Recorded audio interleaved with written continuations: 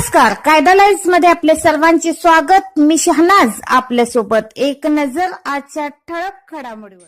शिरोळ तालुक्यात विकास कामांना निधी कमी पडू देणार नाही. सार्वजनिक आरोग्य राज्यमंत्री राजेंद्र पाटील यड्रावकर. आलाससह 7 गावात विविध विकास कामांचा शुभारंभ. शिरोळ तालुका प्रतिनिधी आसिफ पटेल.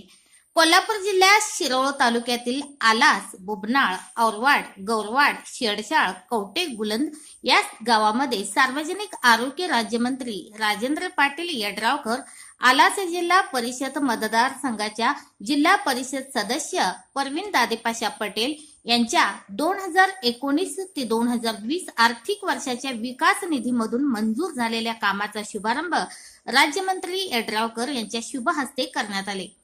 सार्वजनिक आरोग्य राज्यमंत्री राजेंद्र पाटील यड्रावकर यांच्या विशेष प्रयत्नातून या 7 गावासाठी जवळपास 2.5 कोटीचा निधी मंजूर झाला असून जिल्हा परिषद सदस्या परवीन दादेशा पटेल यांच्या प्रयत्नातून आलास जिल्हा परिषद मतदारसंघासाठी जवळपास 1,80,00,000 रुपयांचा निधी प्राप्त झाला आहे.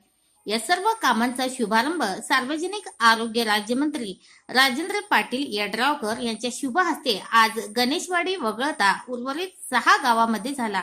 यावेळी आलास जिल्हा परिषद मतदारसंघाच्या जिल्हा परिषद सदस्या परवीन पटेल, पंचायत समिती सदस्या व माजी सभापती रुपाली मगदूम, माजी सभापती व विद्यमान पंचायत समिती सदस्य मल्लप्पा चौगुले यांच्यासह मान्यवर उपस्थित होते.